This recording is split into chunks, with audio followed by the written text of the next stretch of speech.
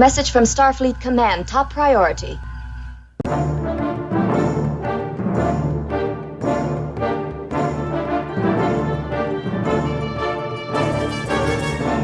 You are listening to the TrekRanks podcast, a member of the Tricorder Transmissions Podcast Network. This is episode 102, featuring the top 5 Discovery Season 3 moments.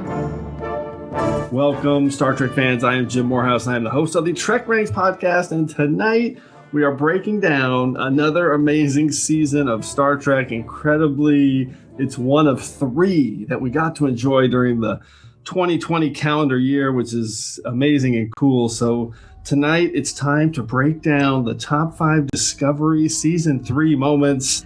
And yeah, that was an incredible season to say the least. So I can't wait to get into it with our 2 guests tonight. First up, returning for her 3rd go-around on TrekRanks, it's our courier from the Los Angeles sector. It's Teresa Jusino. Welcome back, Teresa. Thank you so much for having me. I always have a good time here. We love it. You were on episode 14, Time Travels, and episode 41, one of my favorites, coolest episode titles. That's what we do here. And our other guest is Ebony. She is making her first appearance on TrekRanks. She is an author, a professor, an all-around Starfleet scholar. It's Ebony Elizabeth Thomas. Welcome, Ebony.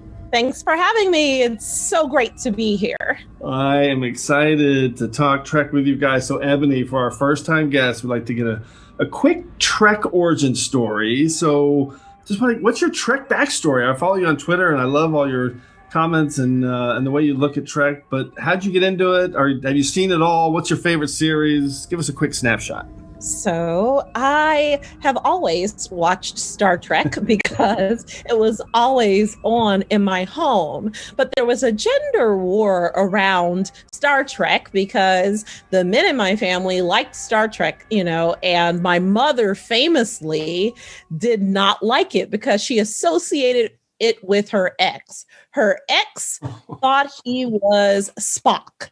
And so when I was little, she always would fuss and complain about Star Trek. So when your mother hates something, when you're a kid, by the time you're a teenager, you're quite fascinated by that thing. Of course, yeah. So the more my mother hated Star Trek and by extension, science fiction, the more I was fascinated by it. So I began watching during the Next Generation era. So that was the first Trek that aired live for me. Of course, before that, we had the original series in syndication.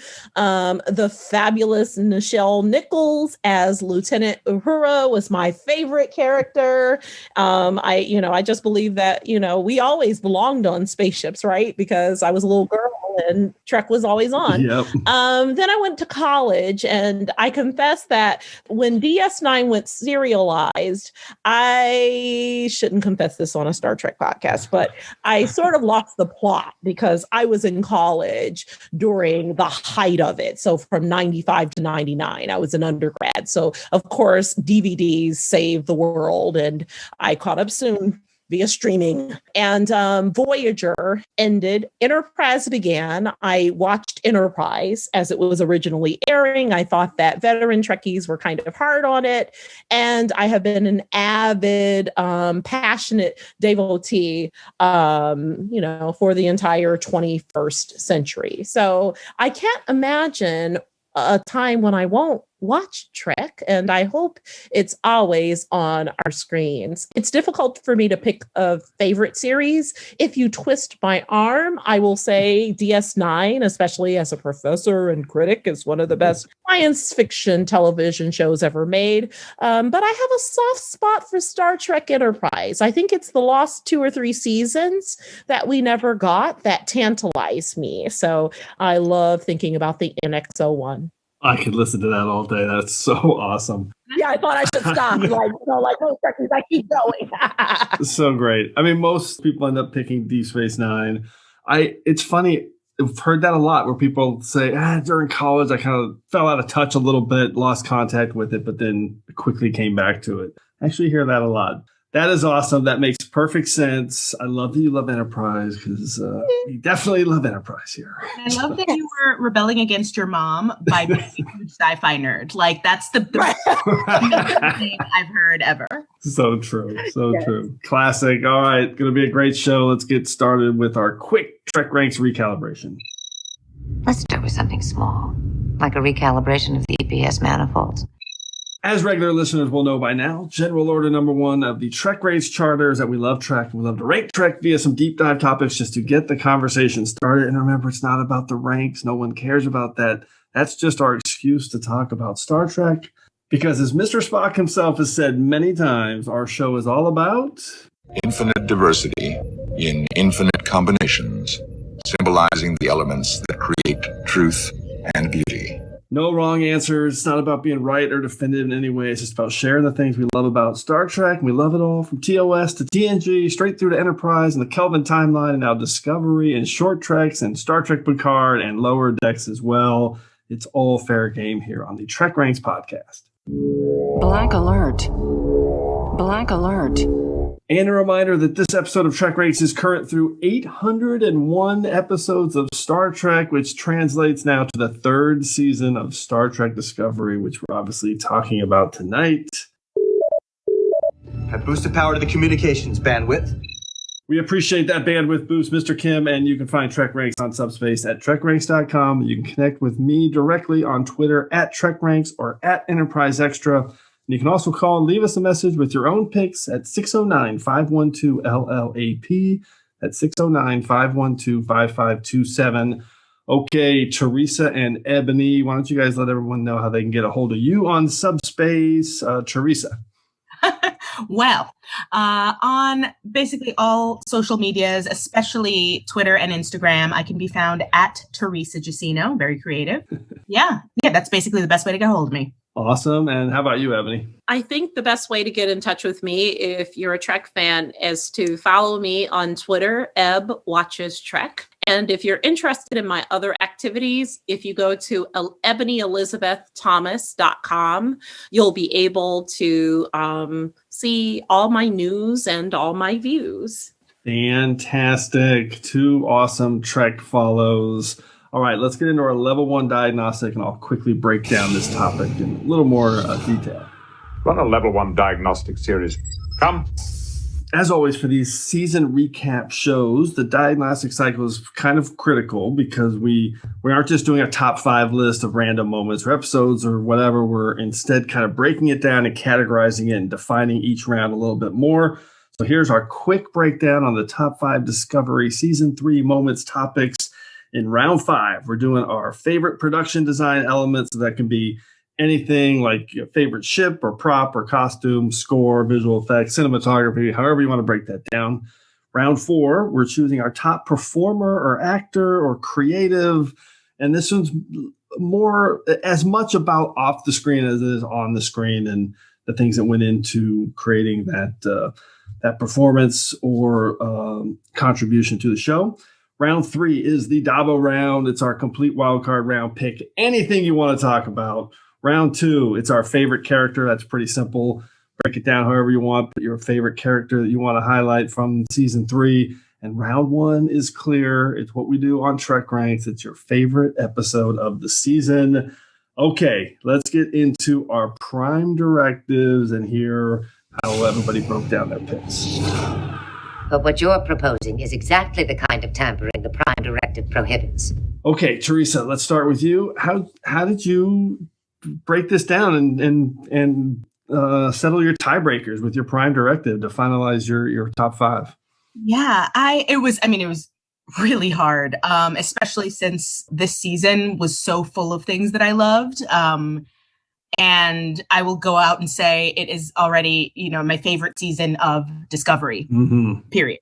So in order to narrow it down, really, it was just, I went by gut. I went by emotion. It was basically like, what thing made my heart leap out of its chest the most? So yeah, these are some picks that made me sit on the edge of my couch and clap my hands really fast like a giddy 5-year-old and yes. and jump up and down. I love just the straight gut pick. I do that often, and we too will go out on a limb and say this is our favorite season as well.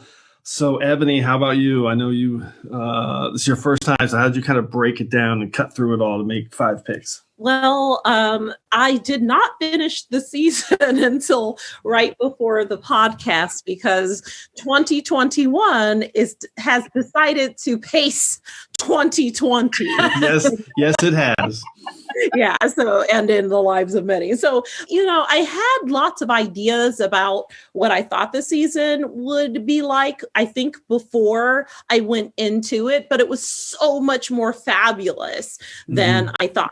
And so I just went with whatever caught me, whatever my gut feeling was after I sat with this finale for a half hour. And so I just jotted down answers very quickly to all 5 categories. And I'm curious about what Teresa has. That's fantastic. So we're all pretty much on the same page. I brainstormed and chose my favorites, the ones that spoke to me viscerally. The only little caveat for me is, since this is the 3rd time we've done this now, I did go back and check my season 1 and season 2 picks to hopefully make sure I wasn't being super repetitive in terms of the things I was picking. I did see a couple places where I was like, I'm kind of doing that again. I should stay away from it. And there's one place where I'm doing it again, and I'm for sure not going to apologize for it because it deserves it. So I'm going to highlight it again for the 3rd time in 3 Discovery seasons recap shows. Okay,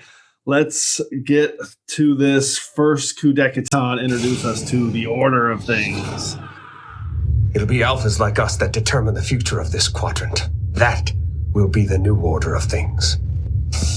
Thank you, First Cadet Catan. And as always, just a quick reminder on how we're going to go through the order of things. First, everyone will start with their 5-word summary and a hashtag to kind of tease their pick. Then we'll each reveal our Discovery Season 3 moment and one episode that we may be associated with that pick to help explain why we're highlighting it. And at the end, we'll ask everyone for a few secondary system selections for the picks that just missed our list. And as always, if we have any duplicate picks, make sure you listen for the Defiant Torpedoes. Okay, Teresa, we're going to start with you. What's your number 5 pick for your top 5 Discovery moments, starting with our production design element? Yes. Well, my summary is retake ship, make it cute. Hashtag Star Trek meets Pixar.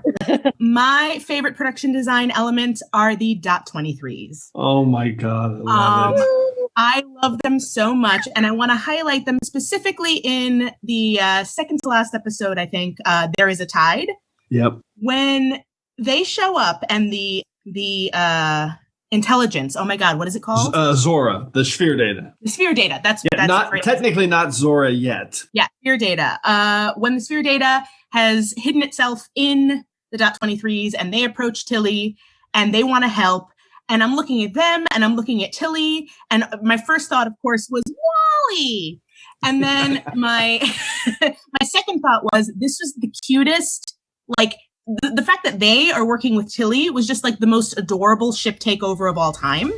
And I just love their design. I love the fact that there are little floating robots that look like that on this ship that is so sleek otherwise, like there's so many cool design elements on the show. All the ships look amazing. Book ship is like amazing. That was a hard one for me to not choose.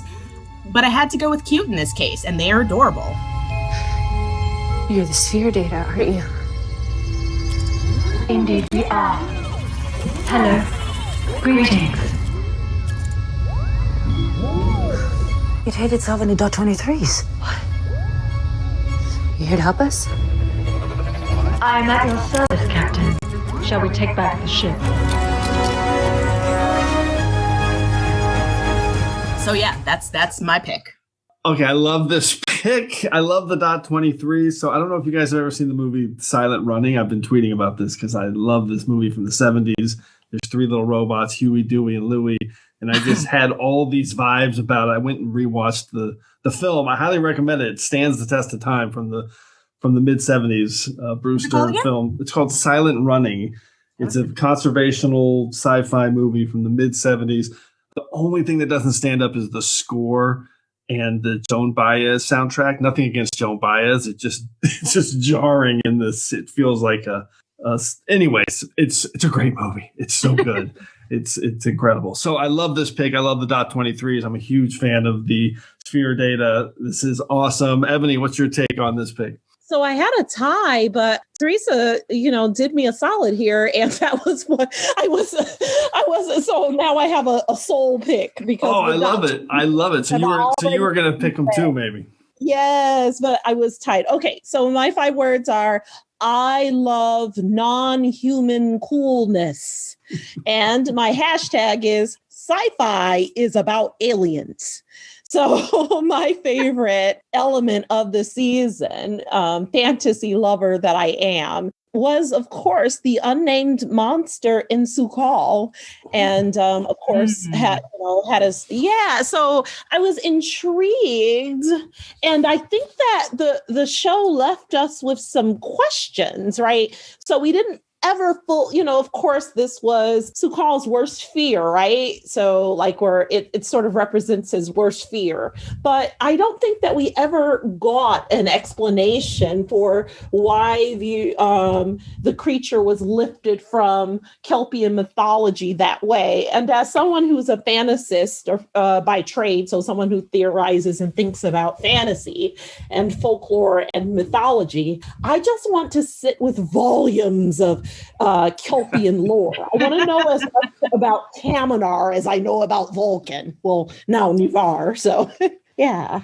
I love this because my initial thought is, yes, they didn't really it ended up kind of being a little bit of a MacGuffin. It was like right. It's like a fantasy element that was the fear, and you just had to kind of step past it and then see his experience again that caused the burn with his mother.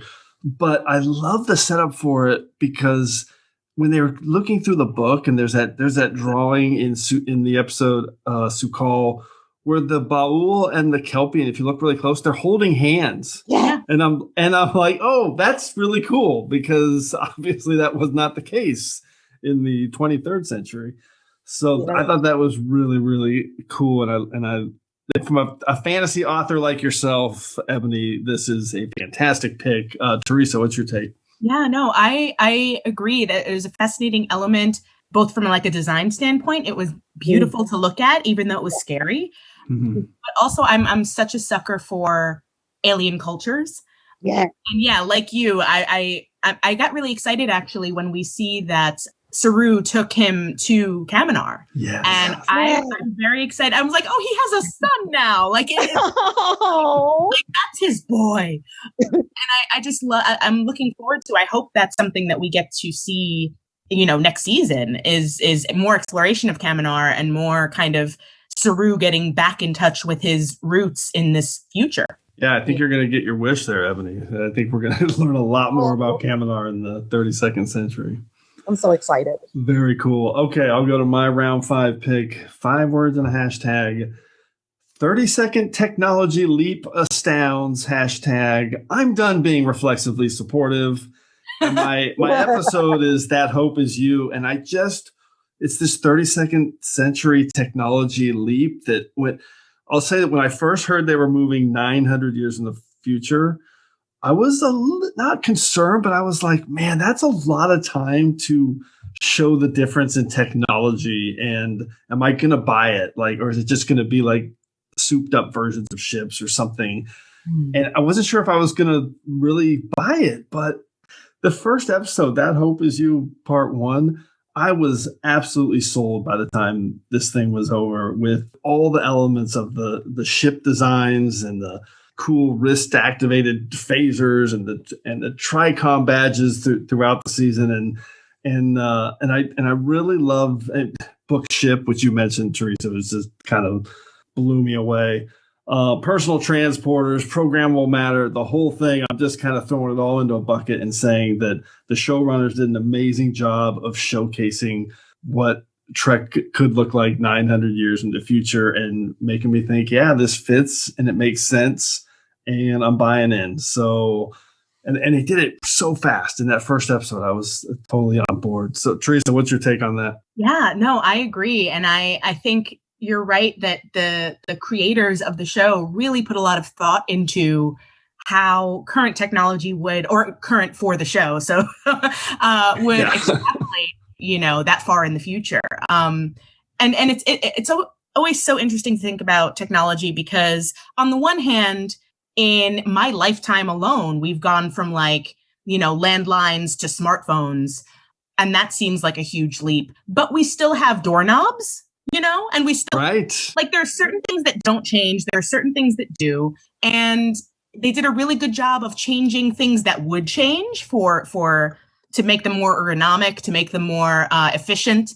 But then other things stayed very much the same. And some of them even if you look at the costuming, because it's kind of a dystopian future a little bit because the Federation has fallen apart, all of that good stuff. So, it's a lot of layers and a lot of just kind of long trench coats and scarves and things they didn't extrapolate everything. They did it in a way that was very thoughtful and detail oriented. I love that. Yeah, I totally agree. I got excited because there's even now a built-in explanation for why the crew had to be in the very crowded 23rd century. So there was lots of consternation about it. But as I'm thinking about it, who better to rebuild the Federation? If you bring the ENT folks from the NX-01, there's no Federation yet for most of the show, right? And then if you think about the 24th century, the Federation, yes, is under siege, but it's this established thing by the years of Picard and Janeway and Sisko, the bulwark that needs defending, the citadel that needs defending. But who better than a crew from about 10 years before the guys who started it all? Because that was a time when the Federation was expanding, where they were, all that jazz, I don't want to start, they were exploring strange new worlds, which will be the next series we get. So, Jim, I think you're spot on with that pick. Yeah, and there's actually a point where Book says that he says to Burnham, I think it took a person like you to be the person to kind of help showcase what the Federation is and can do at the end of that. How am I going to do this, Book? It's possible that a person who has a complex relationship with the future is the exact right person to do this job. Yeah, okay. We may talk about that more later. Let's go to round 4. Teresa, what's your number 4 pick? This is our top performer. Oh, yes. Okay. So my 5 words in a hashtag are navigates nuance like a boss, hashtag more of a queen than grudge, and my top performer, Sonequa Martin Green. Oh, awesome. Yes. She's always been great on this show. Yep. But this season in particular, holy crap. Her range on this show, and even and I wanted to highlight that Hope Is You part 1. Oh, awesome. Yep. Right from jump, she is going from, she lands, she's completed her mission, she's overjoyed, and then immediately just distraught because she's left behind everything she's ever loved. Then she's dealing with Book, and they have this antagonistic / rom-com vibe going on. Then she's on drugs and she's hilarious. Then, she's marveling at the technology. I love her response. And I was thinking about this, Jim, when you were talking about the tech is I love watching the Discovery crew respond to all the cool stuff. And she's like, personal transporters. Huh. She's like, well, who knew? And just her range and the nuanced way that you're just seeing every emotion on her face in every scene. And I was joking with my wife that she is the queen of having one tear fall down her cheek and bounce off. She has these magical tears that are plump and perfect and just you see them falling and it's oh my God, there's so much emotion in that tear. So yeah, I love Sonequa Martin Green always, but especially this season of Discovery. Yeah, no doubt. Ebony, what's your take? All right. My 5 words are such a gift to the fandom. Hashtag badass after Varai.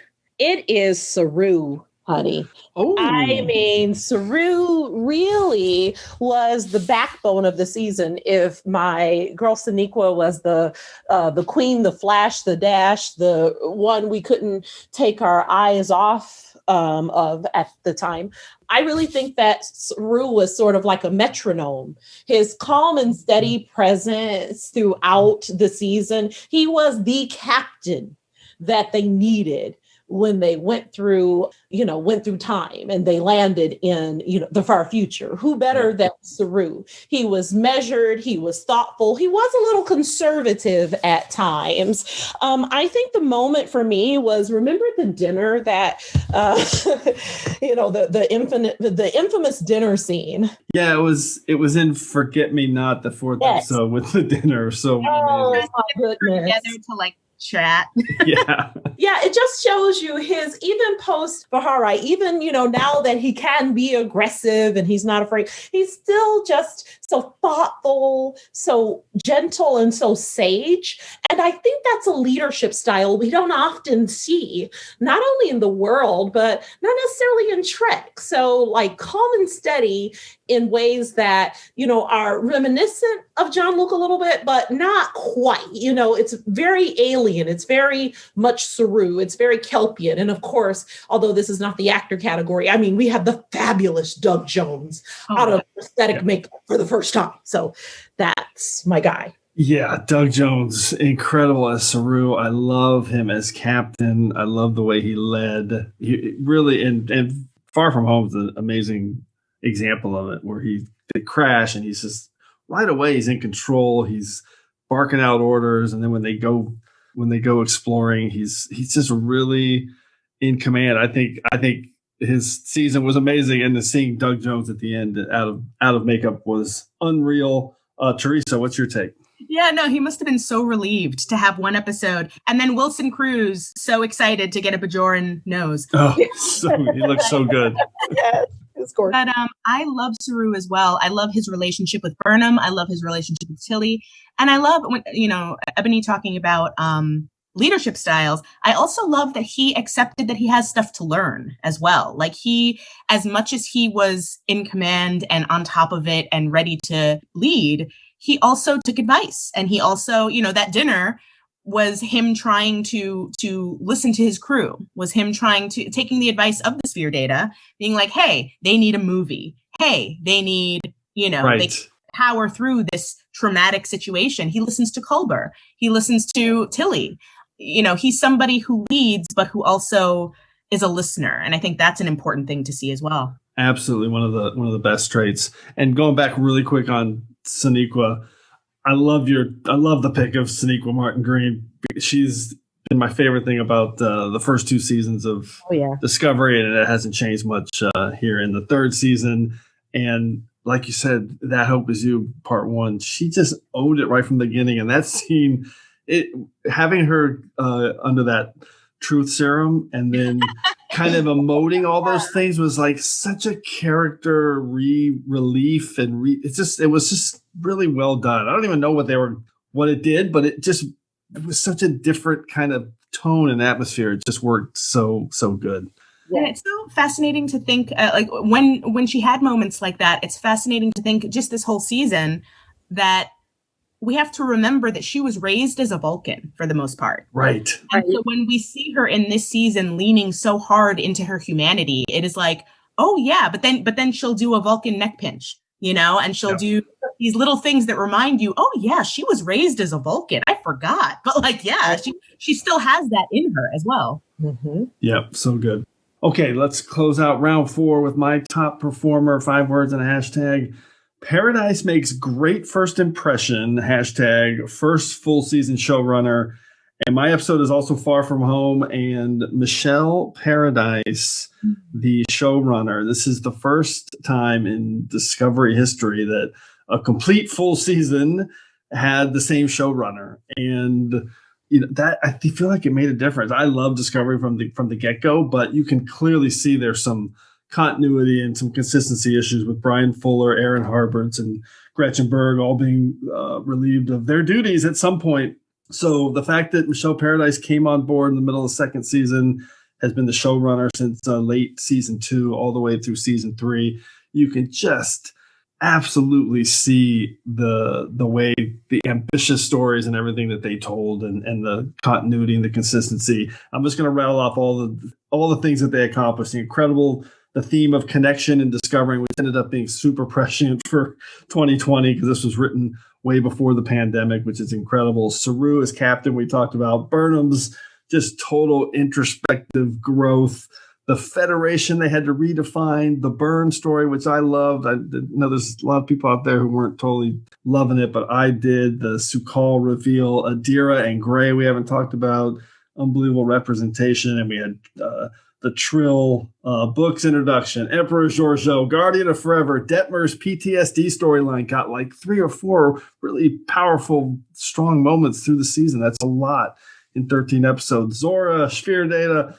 I just love it all. So, I'm picking Michelle Paradise. Teresa, what's your take on her as showrunner? I'm so glad that you brought her up. And, as a writer myself, I'm always such a nerd about writers. And I think you're right. I think having one consistent showrunner contributed a lot to this season being so successful, just for personal reasons and professional reasons. I love that there's a female showrunner at the head of the show right now. And I think that has contributed to the direction of the show, like all of the things that we're talking about, and like the focus of Star Trek Discovery, the focus on connection, the focus on a different way of looking at leadership, the focus on, a lot of the elements that we've talked about, having somebody at the helm of the show who might be bringing a different perspective to Star Trek. I think that's huge, and I love it. Yeah, that's well said. Ebony, any take on Michelle Paradise? Yes, I love Michelle's vision for the show. It was just, it was a complete narrative, right? So I really, of the 3 landings, my only 2 critiques of Discovery have been, they don't quite stick the landings. This was before now. They end, we just don't get to know that fabulous crew, right? So we know Saru, we know Michael Burnham, but who are the other bridge officers? And I left this season, my God, that finale. They tied everything up neatly into a bow. What more do you want? One of the best seasons of Trek since the end of DS9 and The Next Generation. You just can't beat it. Agreed. Okay, let's go to round 3. It's the soup round. It's the Dabo round, which are wild cards. Eat your soup, courtesy of a loyal establishment. Jolan True. So, Teresa, what's your Dabo Round Wildcard pick? All right. My 5 words in a hashtag: most wholesome queer family ever. Hashtag science queers are the best queers. This one is, I started by saying my pick was Adira and Gray. Yep. But I have expanded that to so much gayness and queerness. First of all, Adira and Gray, I will focus on them because, first of all, the representation, obviously. I love Ian Alexander as an actor. I've been a fan of his since OA and loved him in that. Buck, we love Buck. Buck is the best. Awesome. So good. And I love Blue Del Barrio as well. They are awesome. And they're both so cute. Like they're such cinnamon rolls, the 2 of them. I just want to squish them. But then, I love not only that those characters were introduced, but that they gave Stamets and Culber someone to focus on, and they've become kind of a family, like a makeshift ship unit. I love that Stamets has taken Adira under his wing. And I love that Culber, because of Culber's experience in the mycelial network, understands Adira's experience and Gray's experience and has that to offer them. I just love that they've gravitated toward each other. And then, of course, is it Reno? I'm like, take Notaro. Yeah. I just love that engineering has become the gayest place on. So good. So great. But it's like you've got the snarky lesbian over here. You've got the snarky gays over here. You've got the non-binary kids going, what? And I just love them all so much. And I highlighted Forget Me Not and The Hope Is You Part 2. Forget Me Not just because we got to see Adira's experience as a Trill and kind of see something that we hadn't seen before on Star Trek, really, is that Trill kind of going deeper into the relationship with a symbiont and how that works. Please, speak your names. I am Kasha Tal, Jovar Tal, Medela Tal, Kara Tal, Senna Tal, Gray Tal, and I am Adira Tal.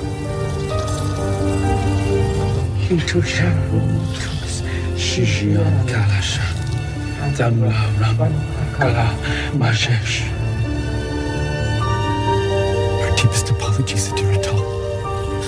We were wrong. But also in the season finale, where we get Gray having that experience of being corporeal and being seen and not wanting that to be taken away. I thought that was so powerful. And I'm so glad that now that they know that that's possible, that's something they can work on. And I'm glad that kind of Culber and Stamets are determined to have Gray be seen as much as Adira is seen. And, metaphorically, that's powerful. It's like, queer people want to be seen and be represented and be heard. And as a character choice for this, young character on like the cusp of the afterlife and the living, like such a powerful thing. So I just love all of them. Yep. It's really powerful. And they did such a good job of making that part of the story, but also making it really clear the message that they're saying and the inclusion. And I love that you chose queer family because it's so great. That last shot of them all together and the Stamets motivation when, man, that scene in There Is a Tide when Burnham ejects him into space and we all know she's doing the right thing, but Stamets just can't see through it and you understand it. And wow, that's some powerful stuff and something still to be resolved in season 4. Ebony, what's your take on this pick? Well, I think that it's similar to Teresa's as far as representation goes, but it's just another category. So my 5 words are so many awesome ass-kicking Black people. And my hashtag is we have a future. So the rule of 3, according to famous comic book writer Dwayne McDuffie, is if you do a story with 3 or more Black characters, it becomes a Black product. And Star Trek just decided that, forget that. We're going to just include everyone in the future from all, backgrounds. And we're going to have queer folk. We're going to have more than one of everybody. Because, you know the way that this usually goes, right? Like you get one of each on the bridge or one of each on a show. And Discovery just exploded that. My only one sadness before I get into our 3, Black characters is how come Owo and Detmer? Okay, I may ship, and I was hoping for, I don't know. I was hoping for a little bit more than a hug in the finale. Okay, I thought it was just me. Go, Teresa. I was just gonna say I'm convinced that is coming. I know that is 100% coming in season 4. I thought it was so clear. They've done such a good job of kind of dropping it, and you see it, and you're like, is there time for this? What are they going to do with this? It's coming, and it's going to be awesome. So we have intersectional, because that was the only thing, because I was like, well, all the Black people are straight, so what's going on? But yes, so now we have so I mean, it's just so cool because first, usually on a show where I'm just almost speechless because I just finished this finale and I don't want to ruin it for your listeners who No, the spoilers are abound. Okay, but say whatever you want. Joanne, oh my God. So it's not just that you have one ass kicking beautiful Black woman who gets a romance too, because I wrote a whole book about how we never, get the guy or the girl or the, Ruby or anybody, you're the cheese that stands alone. Look at Uhura, who for 40 years was like one of, just beautiful. And it's like, it was just, it's implausible. But, Michael, she has her boo in the future, which, age gap. And then now, hopefully in season 4, we'll get the great romance with Owo and Detmer. And I'm thinking, wow, look at all these multifaceted ways that people of color exist in the future. And let this be a lesson, and let this be the hope that Gene Roddenberry himself, when he had the great vision to put together this show in the 60s, let it be an extension of that vision. We are still those people. We can still, even during such a time as this, I'm sorry to preach a little here, but,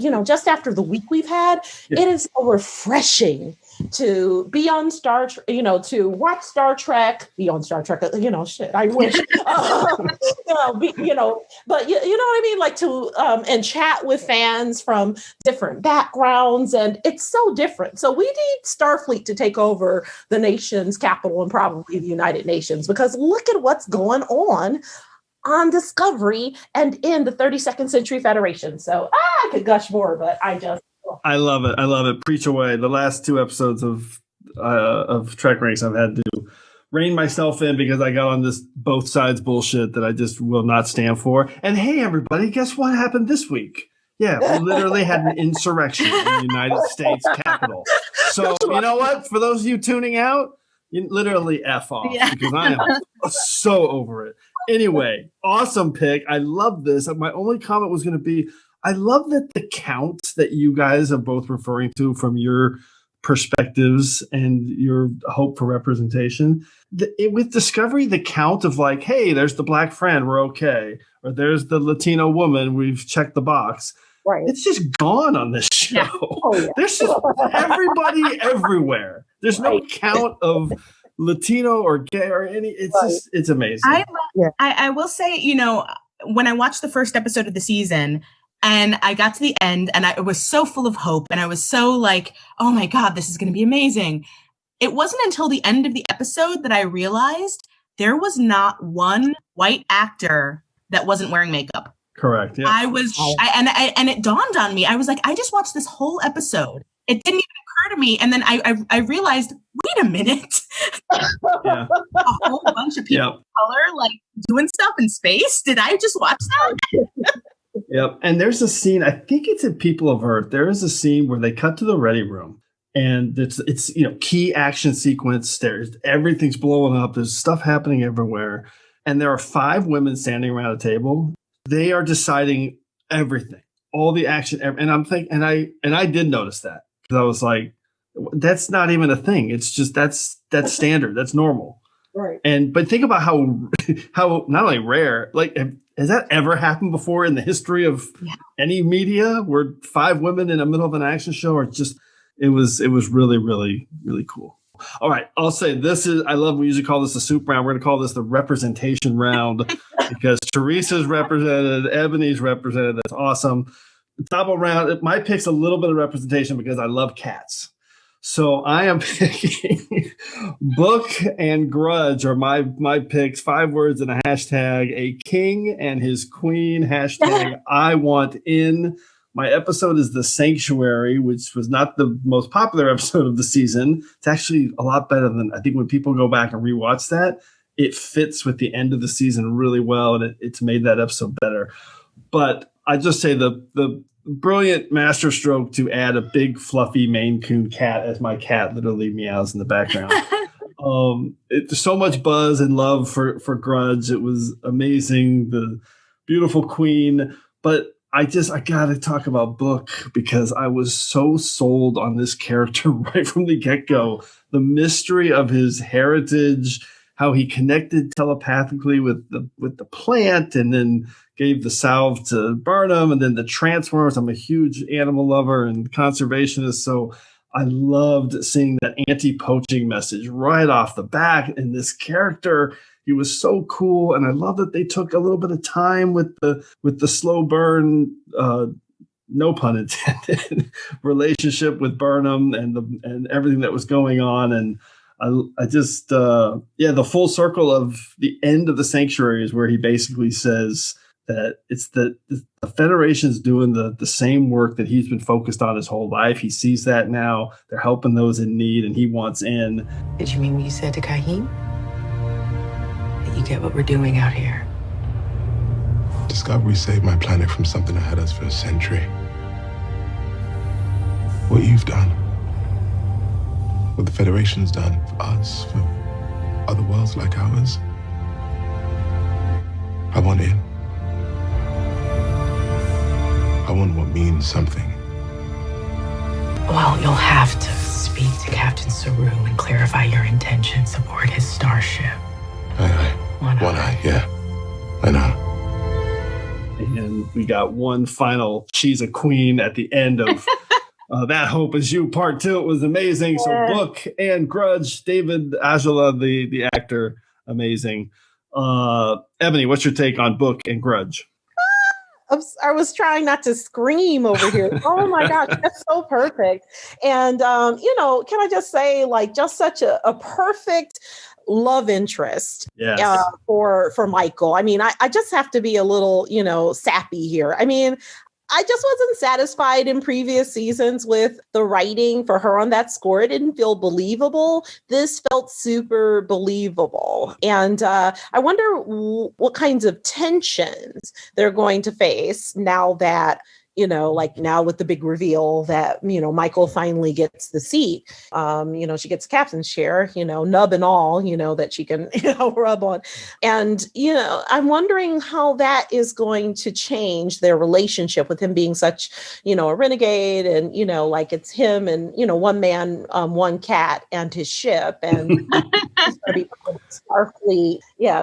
Based on the way they brought it together this season, I feel like they're just going to have them be in a relationship and not add all like drama elements. Like, good. That's my gut feeling of the way they set it up. I think it's smart. And I'll say that if there's any victim of the first two seasons showrunner debacles, is really the only way to put it, with three showrunners leaving, is for sure the love interest with Burnham and Tyler. And I just think that was definitely a victim of that. Teresa, any take on Book and Grudge before we move on? Yeah, no, I love Book. And honestly, I'm like, I have a crush on so many people on the show. And like, seriously, like, I mean, and Sonequa Martin Green's beautiful, but I have to be like, get it, girl, like, get it. I'm like, yes, I am here for all of it. But in addition to his hotness, and we talked a little bit about it with Saru and leadership style, like, I love that Discovery is showing us different versions of masculinity. And like, here we have Book, who on the surface is this like action hero, will kick your ass dude, right? He's a courier. He's got this adventurous lifestyle. So he's got all of that, but also he loves animals and he's empathic and he's very in his emotions.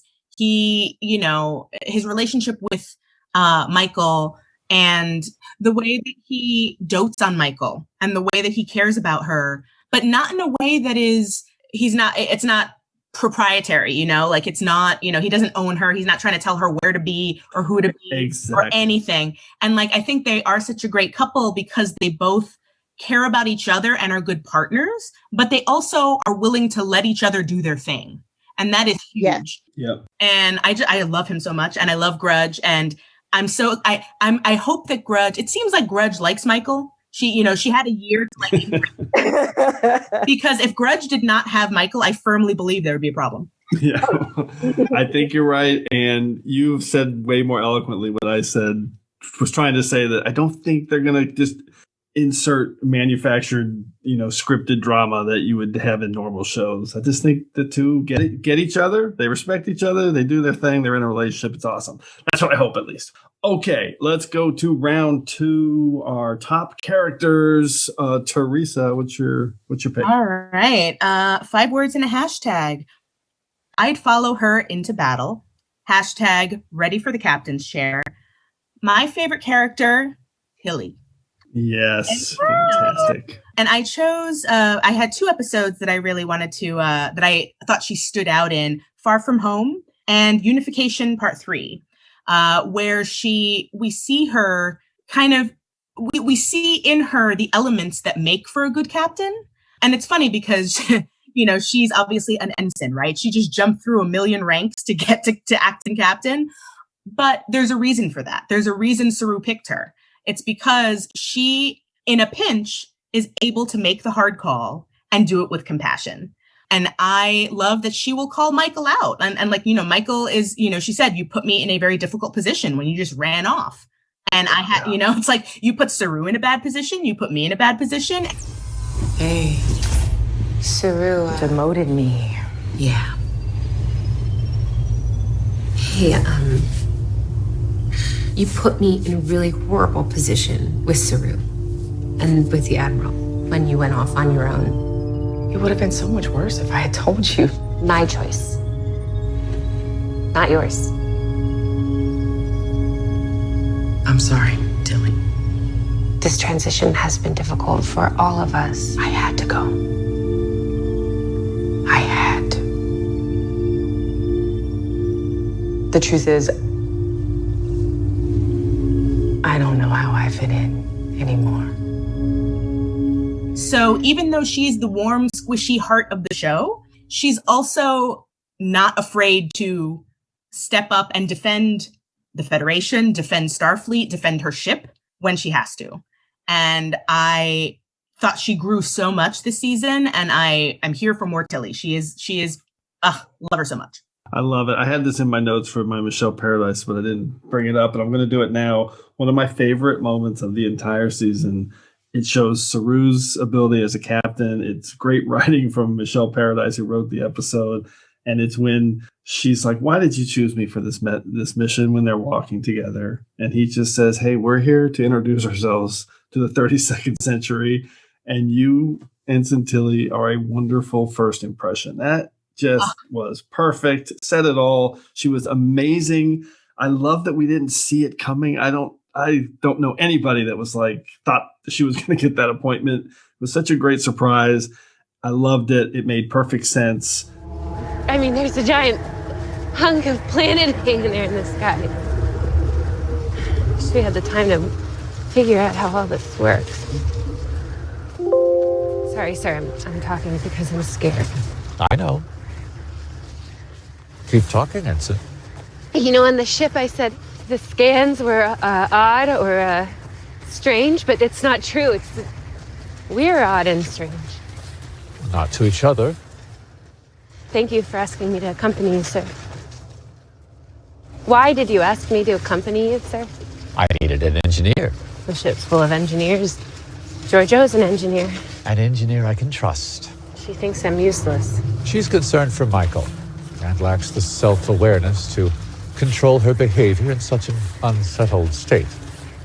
We are introducing ourselves to the future. You, Ensign Tilly, are a wonderful first impression. And she was amazing in it. Ebony, any take on Tilly before your pick? I love Tilly. During season 1, she was sort of my awkward, all Trekkies' awkward avatar. I felt like, okay, yeah, Tilly is us. This is who we would be when we were on if we were on Discovery, but not so much anymore. She's way too confident, man. Like, she's amazing. I don't think I could have done this season in any universe what Sylvia ended up doing. And so I'm just really impressed with the growth of the character. And I just want her naysayers who, people were very unkind about the character and about Mary's portrayal during the first season, especially.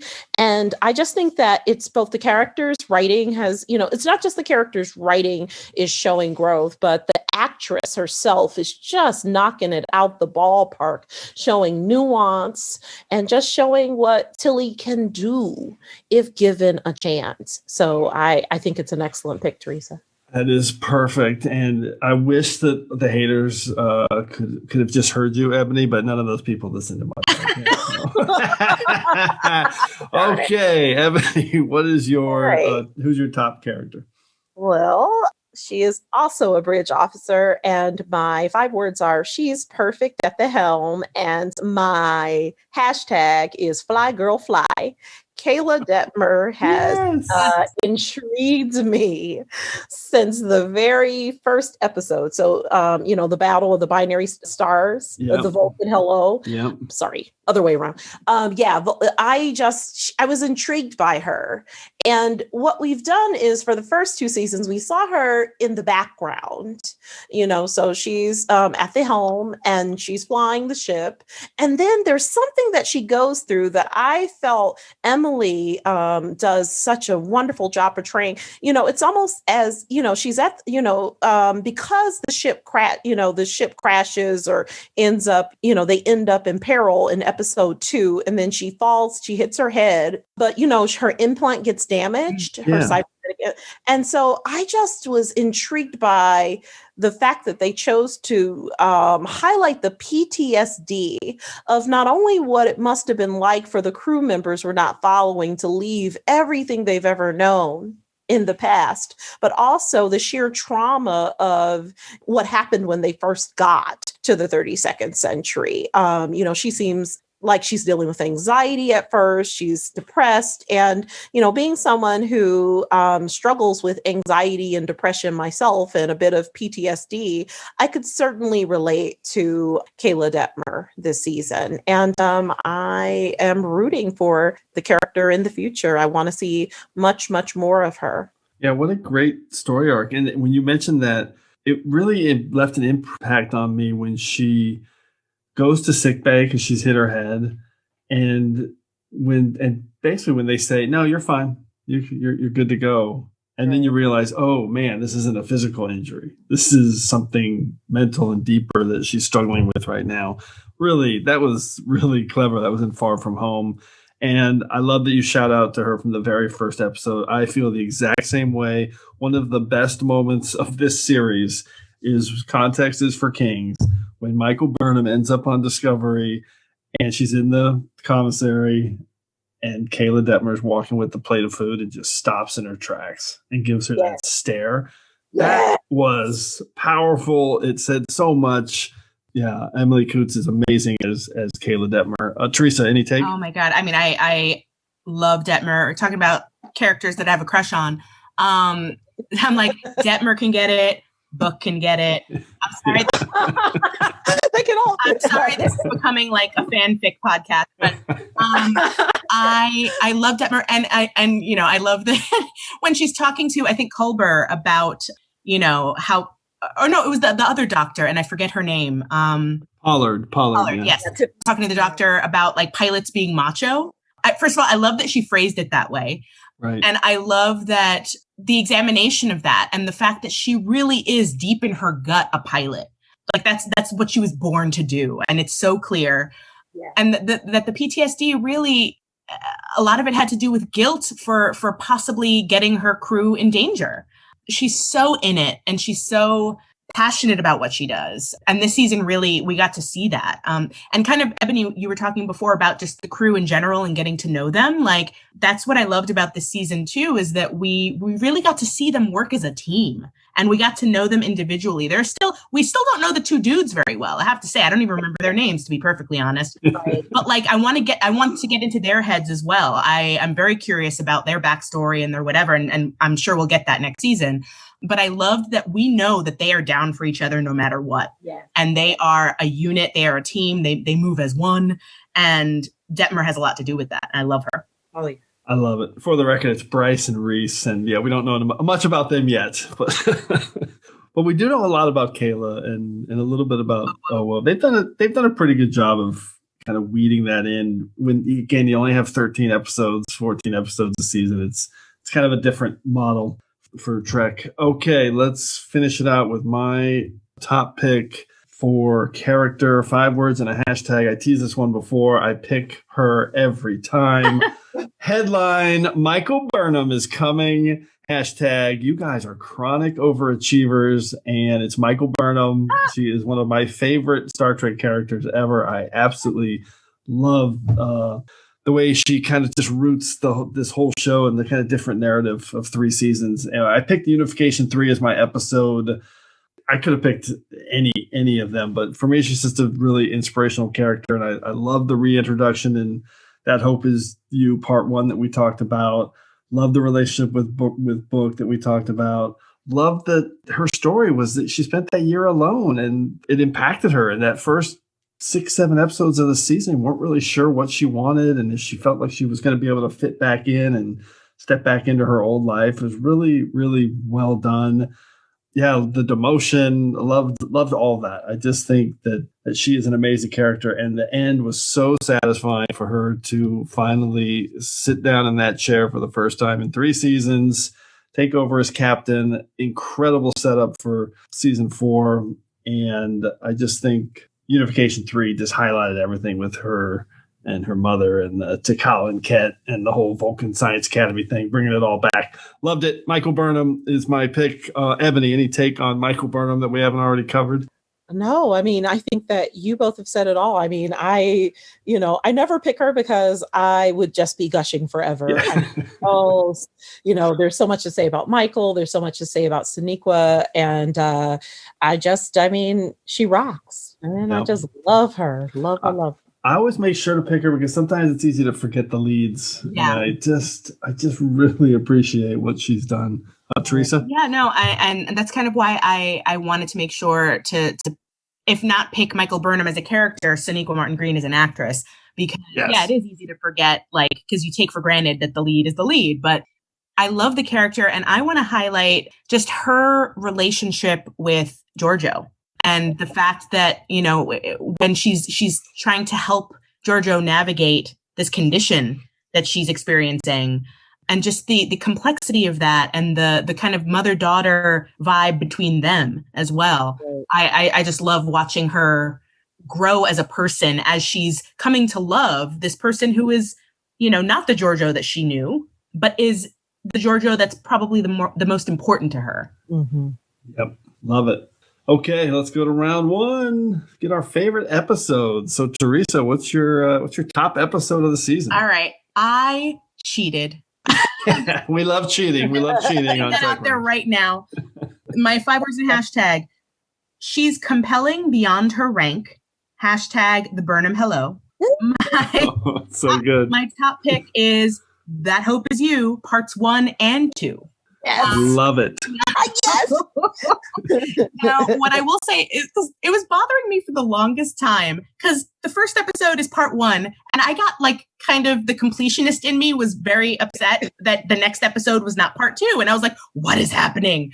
I loved it. I love that they did that. It was so different. It was like, is it going to be the season 4 premiere? Is it the season 3 finale? Who knows? Will they never do it? I don't know.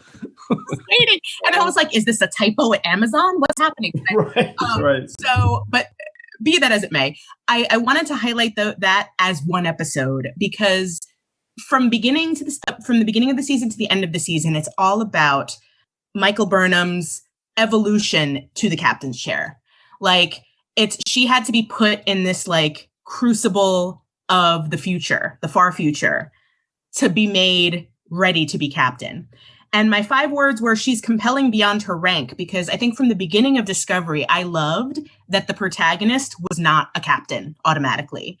I think that a lot of the other protagonists being the captain or being the commander of a space station, it's easy to kind of be like, oh, they're important because they're the captain. Of course they're important. Yep. She was compelling and important and worth following no matter what her rank was. And I think this season showed us that. And I think these 2 episodes as bookends really highlighted why this character matters and why she deserves to be in the captain's chair. She was put through it.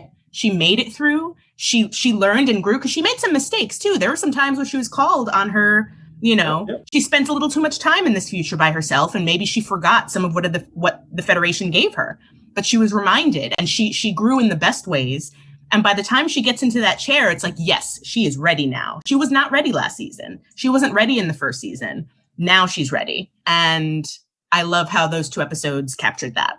That's perfect. And the mistakes, you're so right. It was really interesting narrative. I love the moment with Saru and her, and I think it was Scavengers, where she's like, hey, if we could just get our hands on, these plans, we could go figure this out.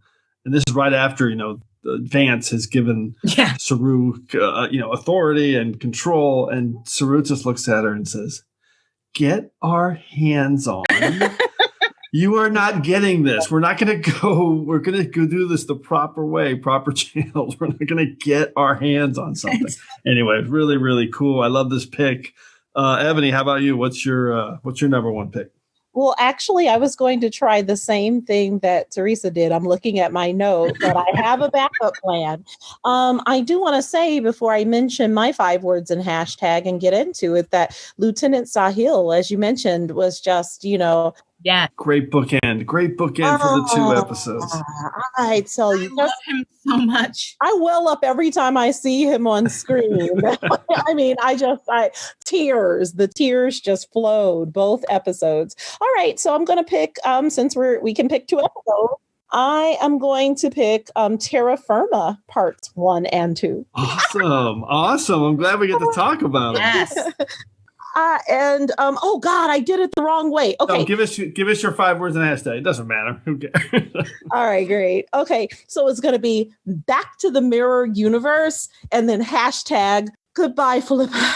Aww. Yeah. So I just really enjoy the mirror universe. I am one of the Trekkies that the mirror universe was made for because as a little girl, Mirror Mirror was my favorite episode because I think it was that Lieutenant Uhura, who was my mirror on screen, she got to get away from her station. She got away from communications and actually got an opportunity to be part of the action there. So, and then I started following the rest of the Mirrorverse. So I think all of the series except for TNG, I think, of course, there's the novels have Mirrorverse representation. So I just really do, I'm one of the fans who liked some of what was done with the Mirror Universe in Discovery Season 1.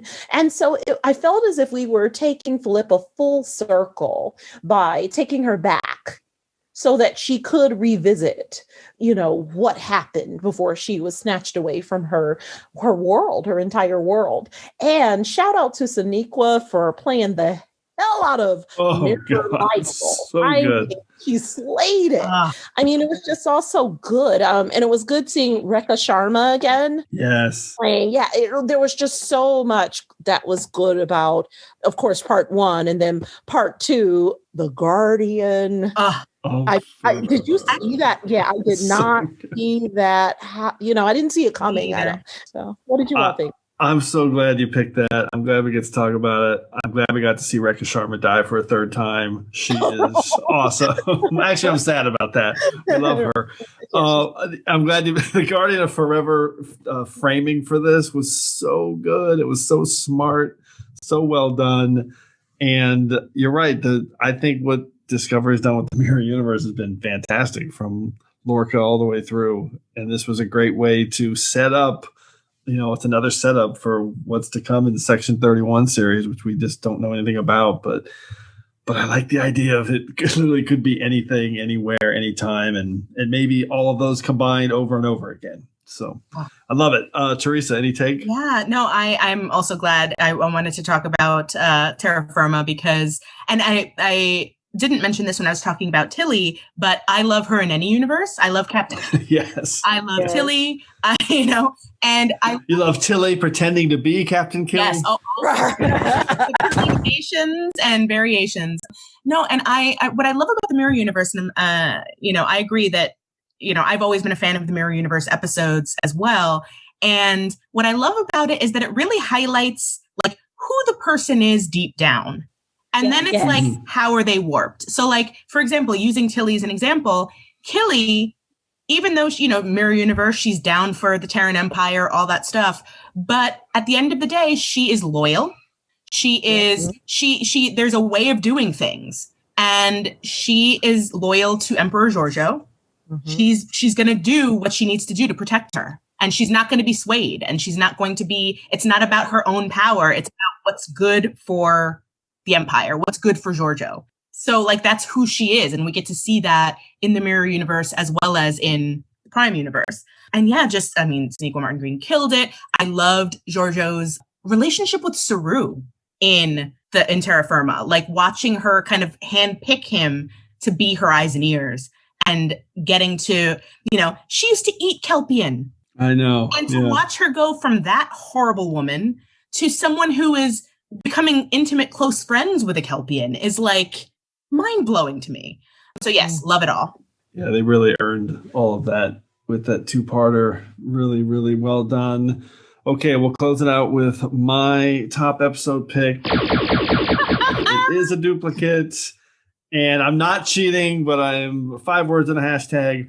Part 2 is actually part 3, hashtag Let's Fly, and it's The Hope Is You. That Hope Is You, part 2. I love this episode.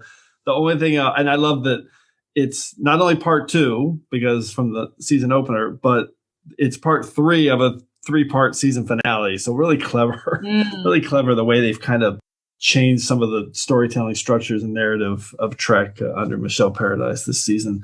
The thing I will highlight on this episode before we finish off is that it was just, there was so much going on for a final episode to close out, from Burnham, Tilly, Saru, Adira, the Burn, the Federation, Emerald Change, Osira.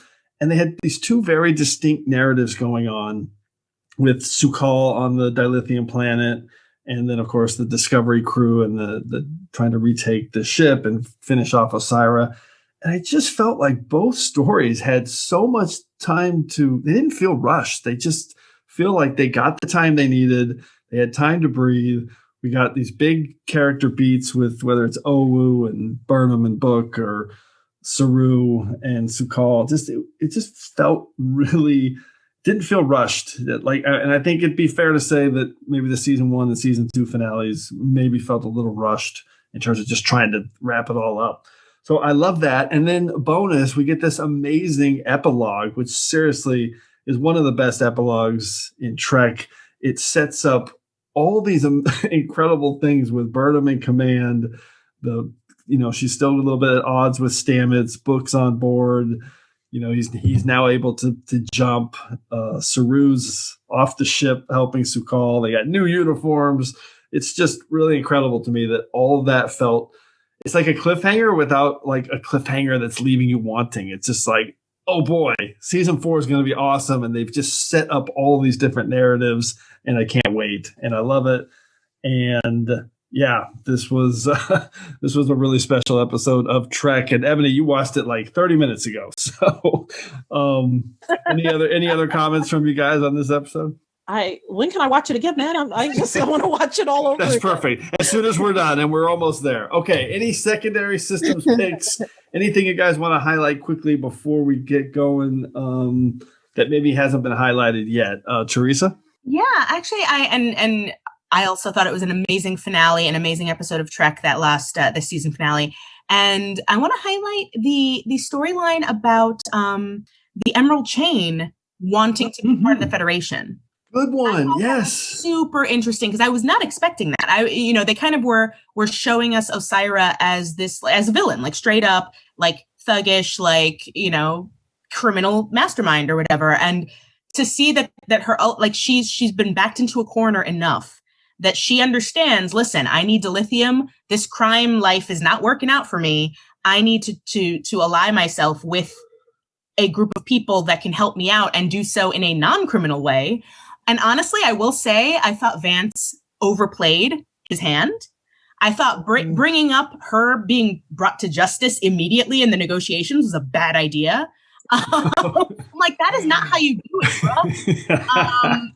I'm like, you could have had her. That would have been great. And then it's like, oh, by the way, yeah, once once the Orions are in the Federation, then you can figure that out. But I love that storyline and showing us Osira as a more complicated character than she initially seemed like she was going to be. Totally agree. First off, I thought this is not a good villain when in the Sanctuary, when we see her for the first time. Yeah. I wrote it for Trek Core. I was like, I am not impressed by this villain, but this payoff was amazing because I couldn't believe it was happening. I was like, when's the other shoe going to drop? And then you realize it's not. That's what this is.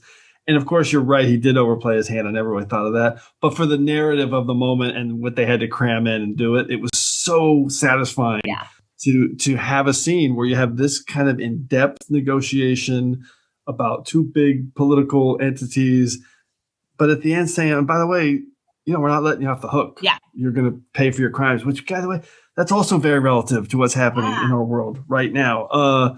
That's an awesome pick. I'm glad you highlighted it. Ebony, any other picks or any comment on that one? Yeah, I just have two questions for you two, especially as, I consider you both Trek experts. And okay, no, really. So 2 questions. Okay, so, a question and a musing. First, do you think that the unification of Navarre is going to hold? I mean, we all love Spock and we know this was his life's work, but we already see some fractures in, sort of that binary, coalition on the planet post, and I know it's been centuries, but in Unification 3, we saw fractures. So that's my question for you two. And then my wondering is, will Michael have any lasting effects from her rendezvous with the data core? Oh, interesting. When she was spitting up the programmable matter, which was really cool. Teresa, any take on either one of those you want to tackle? Yeah, I mean, I just love that she was spitting up data core. That was like, yeah, that was awesome. What happened? I agree. I feel like that's something that they were planting for later. I totally think that's going to come back next season. As far as the Navarre, I love that this is where they ended up. And I love that there's still fractures because honestly, like, as much as Star Trek is about hope and about optimism, to me, optimism and hope don't mean anything unless, you contrast that with something. And I think that it makes sense that even though Navarre exists, there's still going to be tensions between the Romulans and the Vulcans, and there's always going to be rumblings. And it's how do you handle those rumblings? What kind of person are you going to be when these problems come up? And I think that I don't know that I don't think they'll ever be as divided as they were, but I think that it will evolve into something new, is my opinion. Yeah, I think that's great. I think they're going to stick together. We haven't seen a lot of how they were kind of reunified, but I feel like it was the perfect ending with, hey, here's Trill. Yeah, we're in. We want to be in. And here's Navarre, and they're talking about maybe coming back. They're interested, but we're not going to just completely say they're all coming back. And I think there's something set up there, but I feel like they're in a place. As for the data core, I didn't think about that at all. I love where you guys are going with that maybe there's something there with Burnham in season 4. We shall see. Oh, I actually have one more thing that I just want to squeeze in. I love that Burnham's mom is now in the... Oh yeah, the co-op Mulat was so cool. So cool. Such a perfect place. That's a great secondary system shout out. All right, everything for me has pretty much been covered from Adira and Blue Del Barrio, just an amazing actor. And Doug Jones was one of Ebony's picks with Saru. I highly recommend anybody questioning him as a captain to go back and watch Far From Home. And the only thing I'm going to do one special shout out, because it is the only episode that we haven't mentioned by name thus far, and it's Die Trying, which was the incredible kind of reveal of the Federation when they finally got back to the Federation. And we saw the USS Nog and the USS Voyager J. Really cool. So, okay, that was awesome. Fantastic picks and conversation. I knew it would be with the both of you. So let's get into our quick regeneration cycle and recap our picks.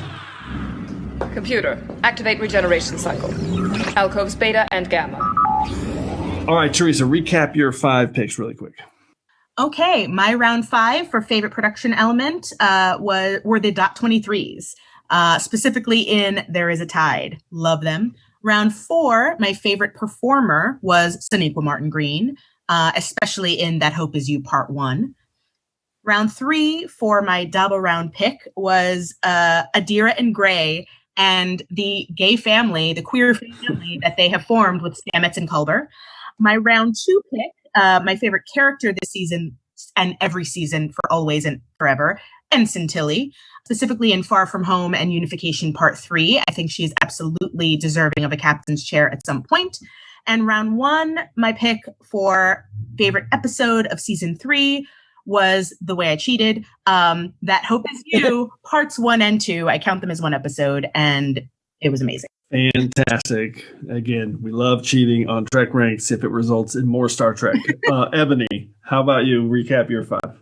Round 5, favorite production design element for me was the unnamed monster in Su'Kal. Round 4, performer or creative, hands down, Doug Jones. Round 3, the Dabo round, was the wonderful Black representation that we have in Star Trek Discovery. I believe the pick was ass-kicking Black characters. Oh, yes. Which was awesome. It was. Okay. So many ass-kicking awesome Black people. Yeah. Let me, yeah, that's right. That's right. And that's throughout the season. But I mean, especially That Hope Is You Part 1, just like Teresa mentioned.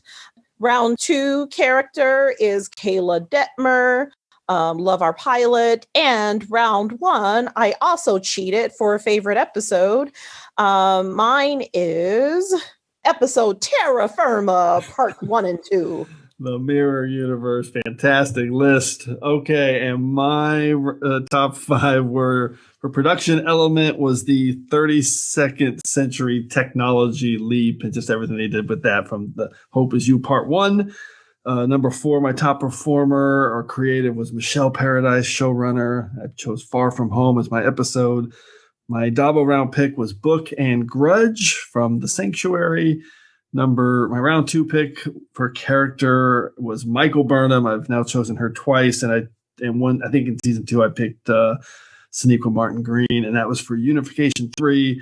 And my number 1 episode was That Hope Is You, Part 2, the amazing season finale. So we don't have a ton of stats. The only thing I'll say is the only episodes that didn't get picked were Scavengers and Die Trying. Every other episode got at least 1 pick. And That Hope Is You pretty much led the way with 2 or 3 mentions for each part of that. I can hear my cat in the background. Okay, and as we do every week, we've been hit by a temporal distortion. So before we can depart, it's time to hear from you. The temporal distortions are fracturing space-time throughout the ship. Cause? Unknown. Yes, we know the cause, Tuvok. It's all the amazing feedback that we continue to receive here at the TrekRanks podcast. And this week's temporal distortion has sent us back to episode 98 and our show about the top 5 episodes that feel like TOS. That was a really popular episode. It kind of surprised me. I wasn't sure how that one was going to be received. So we got a voicemail in from Rebecca Skipper on Twitter, who is at Skipper8210.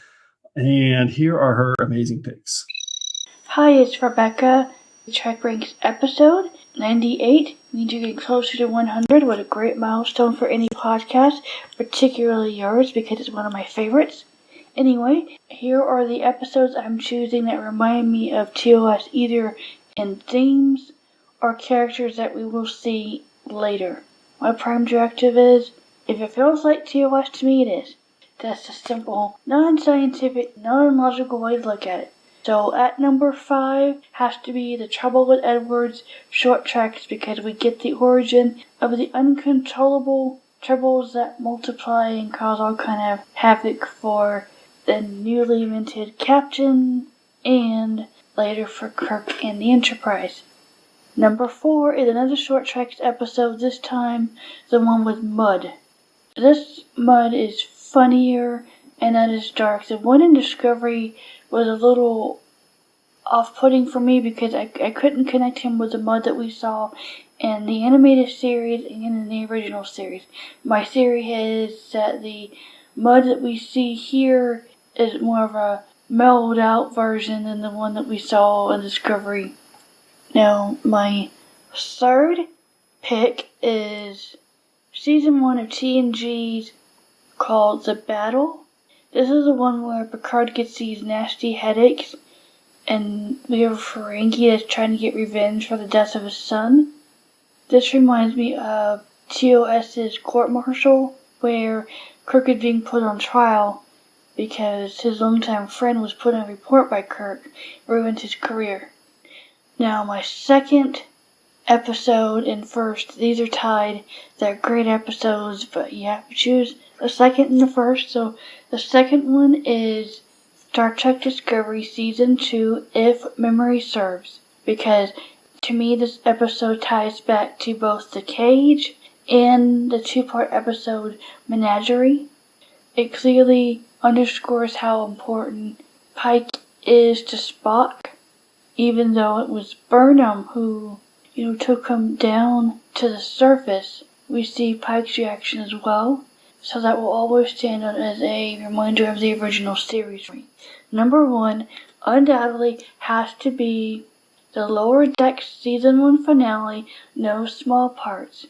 If only for that first scene when they go back to the Landru planet. Wonderful follow-up. It's rare that you see people going back to planets visited hundreds of years ago.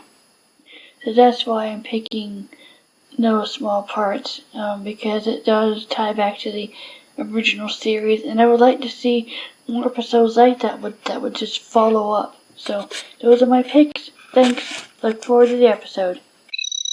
All right, I love those picks. I especially love that her number 1 pick was the shout out to Lower Decks, No Small Parts at the beginning when they returned to the Landru planet. So just throwing Lower Decks in there as a TOS shout out. Pretty cool. I love that list. Thank you, Rebecca. So once again, those picks more than enough to clear ourselves from this week's temporal distortion.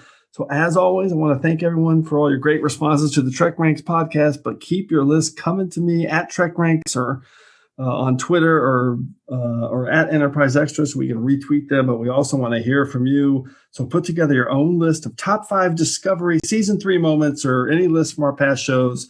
Give us a call at the Tricorder Transmissions at 609-512-5527, at 609-512-LLAP, or you can just record yourself, send me a DM. We can do it that way. Okay, hopefully we'll hear from you so you can be featured on the next episode of TrekRanks. And on the next episode of TrekRanks, we have a great topic for you. I've been trying to get this one done for a long time. It's been on our list for a while. It's our top 5 Badmirals. That's right. If you're listening to a podcast called TrekRanks, we do not need to explain what a Badmiral is. So Teresa and Ebony, I'm going to put you on the spot. If you had to choose one Badmiral off the top of your head from the history of Star Trek, who would it be, Teresa? Yeah, the first one that's popping into my head, I mean, she wasn't like a Badmiral, but like I'm thinking of Discovery now, and I forget her name. Oh, Cornwell. Cornwell. She kind of approved, the eradication of Klingon, and yes, she did. So you know what? Yes, yes. So. And she put Giorgio in charge of that mission from the Mirror Universe. So you know what? She wasn't a great role. Let's put it that way. Well said. Well said. Ebony, how about you? Any Badmiral jumping out at you? Yes, because I think that everyone thinks about Star Trek Insurrection, or we think about Into Darkness. But guess who I'm going to pick? And it's going to be a totally unpopular pick. I think Kirk was actually a terrible admiral. He sucked at being an admiral. What? I feel like he was a legendary captain. But come on, y'all. You know he was a badmiral. He wasn't. That is such a legitimate pick. I mean, the way he treats Decker in the motion picture is so bad, so bad. And in fact, one of our guests, when we did our top 5 movie villains, chose Kirk as one of his top 5 movie villains just for that. So yeah, I like that. That's two good outside the box picks. That's going to be a fun topic. All right. So before we wrap it up, a huge thanks to Teresa Jusino and Ebony Elizabeth Thomas. It was so awesome to have you guys on for this amazing topic. I was wondering if you could show me how to access these subspace communications logs.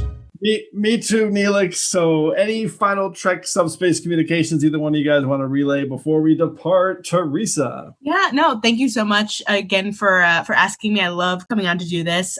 And once again, I am on Twitter and Instagram at Teresa Jusino. And I forgot to mention my website for my production company. So it's PomonokEntertainment.com, POMONOK.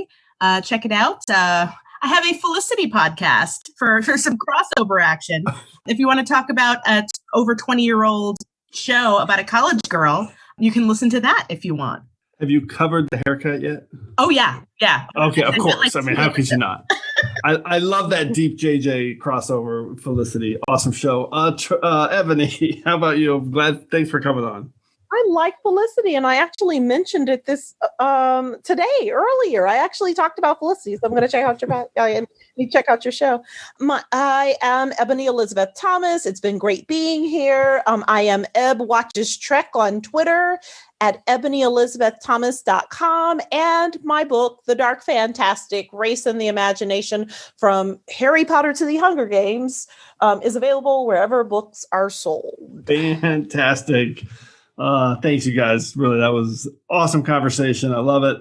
And thanks again, everyone, for engaging with us here on episode 102 of the TrekRanks podcast. As always, I want to close by saying I'm looking forward to standing with you again here in this place where I belong. What's the latest? The mining vessel Coloma is waiting for us at the Dilithium planet. First deliveries are 2 Federation worlds, 5 non-Federation worlds, and 1 starbase that would like to thank us with their signature gelato. All right, then. Everybody ready? Yes, Captain.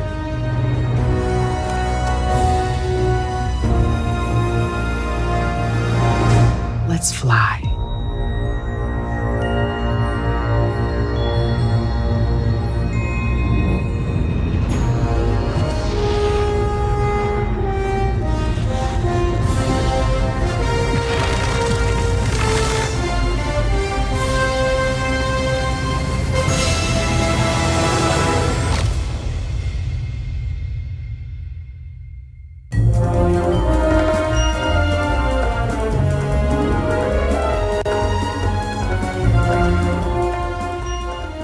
Just want to remind everyone again that the entire TrekRanks catalog is available for you to download and listen to at TrekRanks.com and on your podcast player of choice. Our episodes never get carbon dated, so check out the topics you've missed and maybe just want to listen to again over at TrekRanks.com. And a reminder to check out our friends 5-Year Mission at 5yearmission.net. They're writing a song for every episode of Star Trek, and you won't believe how great their music is. They also have a podcast at the Trek Geeks Network, so seek them out. You won't regret it.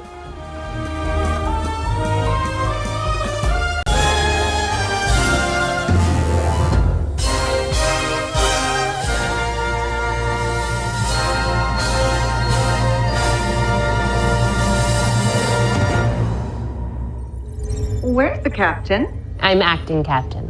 The Kelpian left you in charge.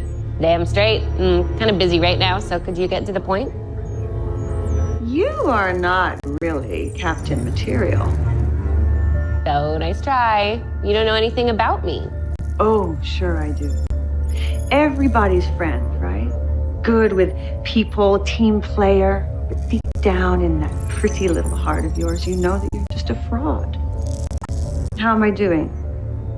A certain 19th century Earth neurologist would say that you've just proven the idea of projection. You tell me I'm a fraud because deep down inside, you kind of feel like a fraud. It's interesting. It's not just a human defense mechanism, it's galactic. Don't test me, Red. Okay, we'll skip Freud. What do you want? Your ship, your spore drive, and your crew as leverage. Oh, no. Not gonna happen. You will not take this ship or anyone on it. Not now. Not ever. No.